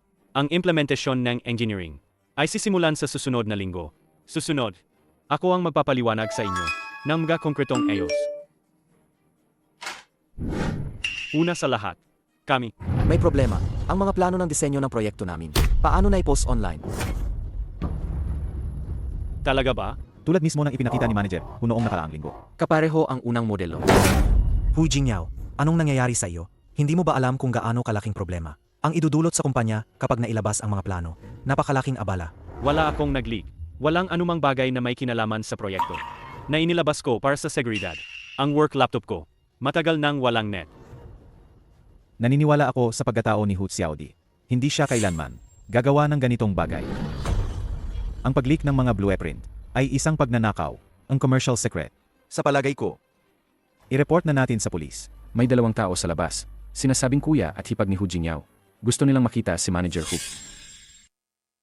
Ito ay opisina. Hindi palink. Hindi pwedeng basta-basta pumunta at makipagkita. Ipauwi mo sila. Opo. Kayo. Anong ginagawa ninyo rito? Nandito ako sa meeting. Bumalik na kayo agad. Ay naku, ang bait mong kapatid. Niloko ka ng iba. Kinuha nila yung mga blueprint. Pero hindi sila nagbayad. Tumakbo sila agad. Dali, umawag ng pulis para dakpin sila. Panlilin lang yan. Ipaliwanag ninyo ng maayos. Anong mga blueprint? Mga nagsisinungaling ba kayo? Anong kalokohan ang sinasabi ninyo? Bakit naman magbibiro ako? Nakalimutan mo ba? Sabi mo ayusin mo si Xiaodi. Magbibigay ka sa amin ng nurturing fee. Tama ba? Sabi mo pansamantala, wala kang pera. Hintay lang daw ng kung ano-anong bagay. Kapag nabenta na raw ang mga drawing, babayaran mo kami. Naku, hindi naman kinukutya ka ng kuya namin. Ang problema, yung pera. Hindi pa rin pumapasok. Kaya dumaan kami ni Mrs. para magtanong. Dito na natin malinaw. Ito pala si Hu Jingyao, nangangamkam habang nasa bantay. Hu Jingyao, ganito pa ang tiwala ko sa'yo. Inilagay ko lahat ng project na mahalaga sa Gao Group, na may kinalaman sa hinaharap namin. Buong puso kong ipinagkatiwala, yan sa iyo. Ganito mo ba kami babalikan?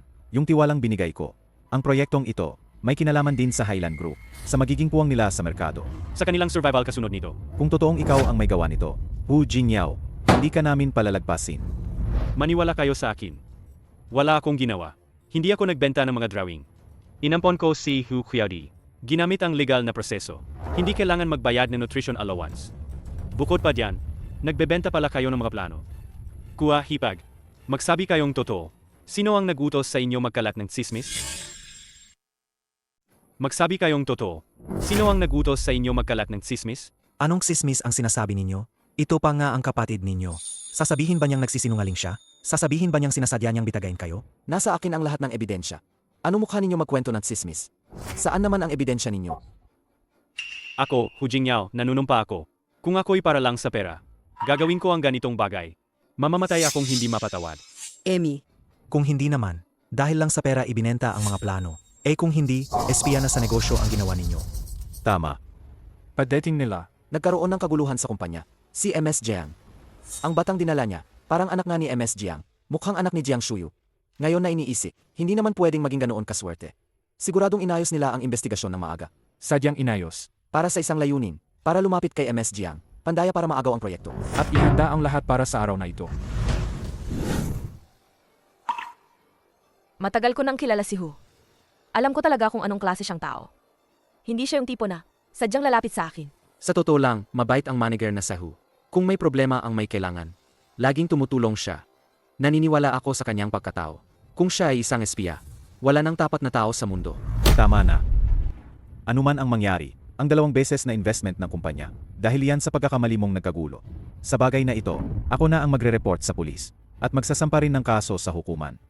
Kung paano maghahatol ang korte, hahayaan natin ang desisyon ng korte. Magantay na lang tayo sa hatol. MR Gao, sandali lang po. Ipinapangako ko sa pangalan ko, at pati ang mga shares ko bilang garantya. Si Hu Jingyao, hindi talaga gumagawa ng anumang bagay. Nasasaktan ang interes ng kumpanya. Siege. Kung ganoon, pansamantala, bigyan ng mukha si Jiang Shuyu. Pansamantala, isuspindi at imbestigahan. Kung lumabas na, talagang si Hu Jingyao ang gumawa. Huwag tayong magpahangin. Naku, ikaw talaga. Ano bang iniisip ng utak mo? Basta na lang ginagawang iyong sariling mga shares. Tapos idinidikit mo agad sa taas. Pag na-excite ka, wala ka nang kakialam sa kahit ano. Walang kagulat-gulat na mga lalaki na madalas magloko sa'yo. Ano ibig mong sabihin dyan? Dahil ganito na ang sitwasyon. Sasabihin ko na lang ang totoo sa'yo. Yung dati mong ginawa, ang pagtakas para sa kanya. At pagkasira ng relasyon sa pamilya. Ang tinatawag mong ex-husband. Isa siyang lumpong manloloko. Impossible yun. Hindi puwed. Sage, Halika, tingnan mo mismo. Hala, dito. Tingnan mo. Ito siya. Pati ikaw at iba pa, inagsama-sama niyang niloko. Mahigit 10 mayayamang dalaga. Ang dahilan, para kumita siya mula sa inyo. Maraming pera na kinukuha nila. Hindi. Hindi ito pwede. Hindi siya pwedeng ganyan sa akin. Yung mga ito, sinaayos lahat yan ni Ama, pinadala niya silang mag-imbestiga. Dahil sa pagkawala ni Xiao Yuer, sobrang laki ng dagok na natanggap mo. Hindi kinaya ni Ama na masakan ka. Kaya tinago niya ito mula sa'yo. Ngayon, dapat malalaman mo na ang katotohanan. Paano nangyari to? Sabi niya mismo, mahal lamang niya ako.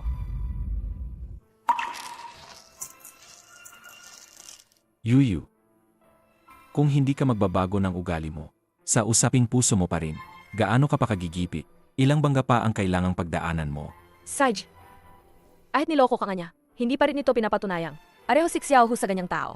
Ikaw naman, hindi ka talaga gumigising hanggang sa huli. Nasa ganitong punto na tayo, hindi mo pa rin ba naiintindihan? Mula ngayon, huwag ka munang alis dito.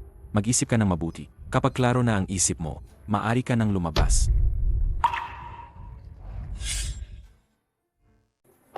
Tama na, umalis ka na. Binalaan kita, huwag ka nang magpakita sa harap ng anak kong babae. Kung hindi ako magkatawad.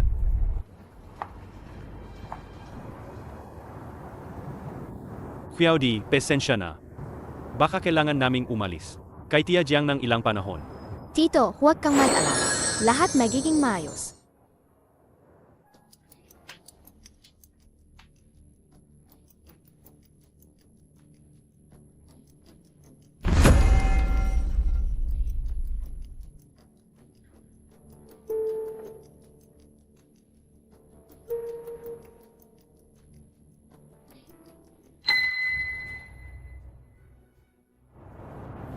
Kunin niyo ang pera at umalis na kayo.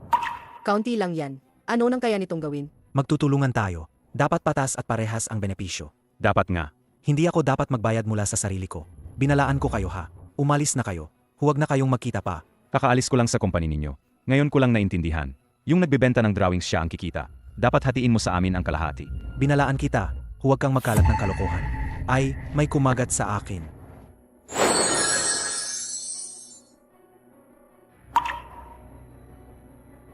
May problema ka ba? Hindi ka nagbayad as sinuntok mo pa kami. Kung hindi nyo kami bibigyan ng paliwanag, hindi kita pabayaan. Bakit hindi mo sabihin na ang anak mo ay isang masamang anak? Nilagay niya ang mga insekto sa loob ng pantalon ko. Gawa ba yan ng tao? Tumahimik ka. Kung magbastos ka pa sa anak ko, naniniwala ka ba na isisiwalat ko lahat ng kalokohan mo? Isisiwalat ko lahat ng ginawa mong marumi. Ipapakita ko pa sa boss mo na ikaw pala ang nagbebenta ng mga drawing. Tapos ka na. Sige, gawin mo kung kaya mo. Ako rin, sasabihin ko naman sa lahat na ninakaw ninyo ang bata. Patayin na lang natin ang isa't isa kung ganun. Tana. Inosente si Xiaohu. Hindi nga siya nagsinungaling sa akin.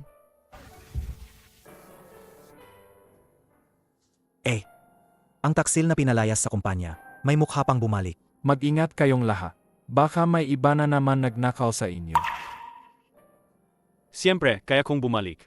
Dahil nahanap ko na ang ebidensya. Mapapatunayan nito ang aking kawalang sala. Ang totoong nag-leak ng drawing. Ikaw pala. Baliw ka ba? Walang makakapalit ng panagot para sa'yo. Kaya nagbubulong ka na lang ng kalokohan. Nag-akusa ka na saan-saan. Sinasabi mong si Kuya Tsu ang may sala. Anong ebidensya meron ka? Nasa computer ni Xu Cheng ang ebidensya. Aalok mo ba na ipakita yon? Said, siyasatin nyo na lang kung gusto nyo. Kung may mahahanap ngang ebidensya talaga. Sasabihin kong si Hu Jingyao ang grandpa ko. Dati pa kiniskis ko na ang mga bakas. Nilinaw ko ng todo, wala nang matitira. Paano pa kaya iwan ko para hanapin ninyo?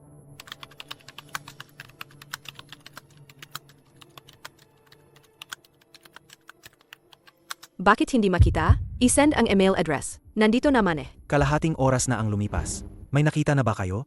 MS Jiang, bakit hindi ka sumusuko? Ganyang lalaki. Hindi nga karapat-dapat. Pinaghirapan mo pa siya. Tingnan mo ako. Huwag mong hawakan si Auntie Jiang. Nakita na. Galing itong computer na to. Likhang ipinadalang email. Tingnan ninyo. Hindi ba ito? Ang private email ni Supervisor Chuto, di ba?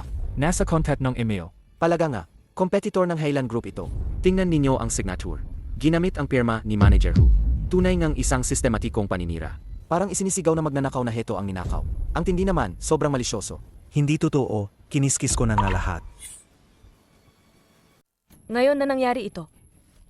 Ano pa bang sasabihin mo? Hindi MS Jiang. May ipapaliwanag pa ako. Ipapanagot kang kumpanya ayon sa batas. Kasong pagnanakaw ng komersyal na lihim. Ano pa ba ang ipapaliwanag mo? Sabihin mo na lang sa hukom. Security! MS Jiang, Jiang Shuyu, ginawa ko ang lahat ng ito. Para sa iyo. Tingnan mo ako. Ako ang pinakamahal na lalaki para sa iyo. Naangarap akong mahalin mo. Pero sa likod mo, gumagawa ka ng mga bagay na pumipisala sa kinabukasan ng kumpanya ko. Hindi ko tatanggapin ang sisi na yan. MS Jiang. Jiang Shuyu.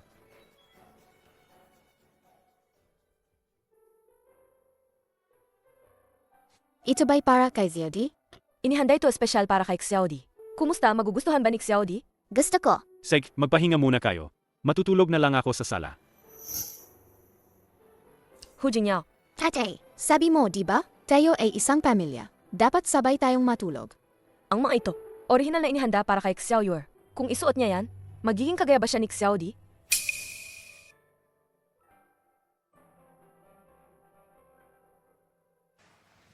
Nanay, anong nangyari sa'yo? Wala, ayos lang. Iniisip ko lang. Ang ganda talaga ni Xiaodi sa damit na to.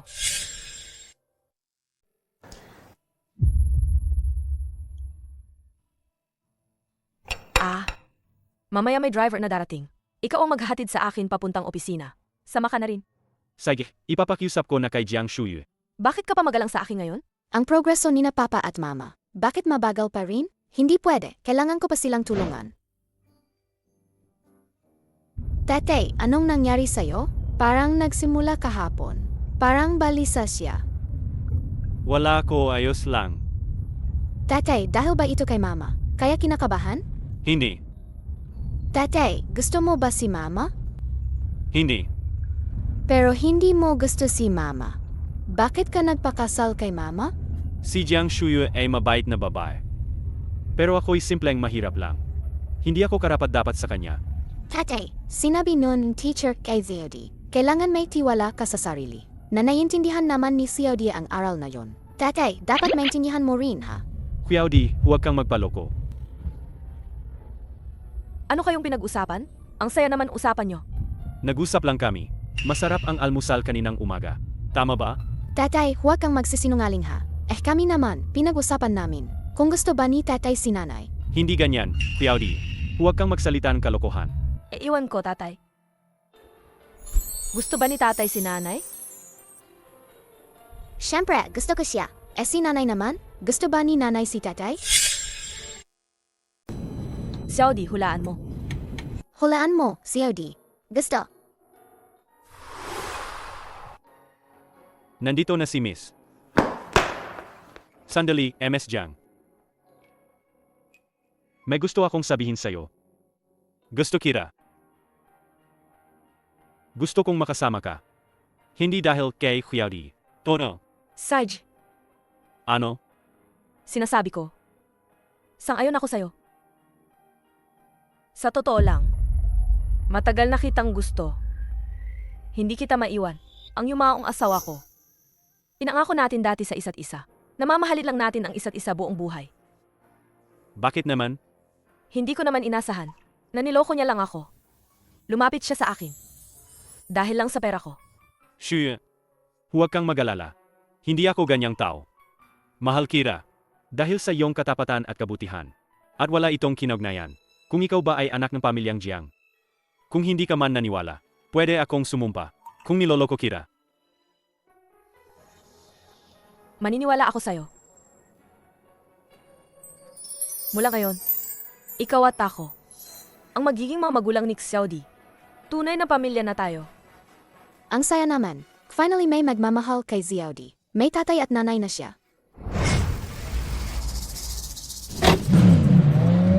Mag-ingat ka. Tatay. Kayo ba? Kumusta kayo? Nakatamo ba kayong sugat? Ayos lang kami. Naiyak ako kanina, napakatingin ko lang. Akita ko lang ang birthmark ni Xiao Di. Siya nga talaga si Xiao Yue. Siya ang anak kong babae. Tanda sa balat. Paano ito posible? Toto. Hindi ko alam bakit. Ngunit kanina, si Xiao Di ay naglabas ng gintong liwanag. Sa braso niya, lumitaw, isang tanda na kagaya ng kay Xiao Yue. Ngunit agad na nawala.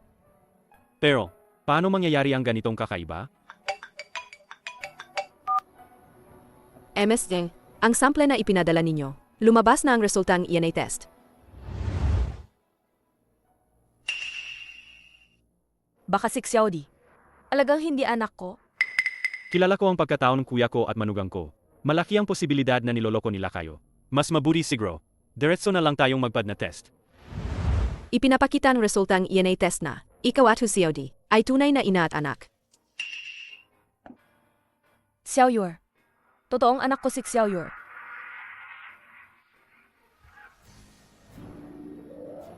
Nahanap ko na siya.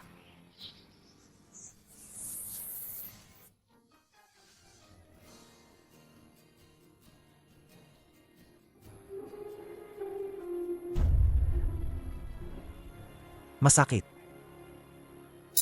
Masakit.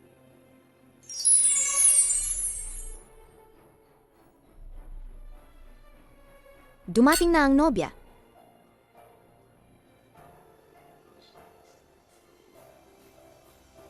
Wow.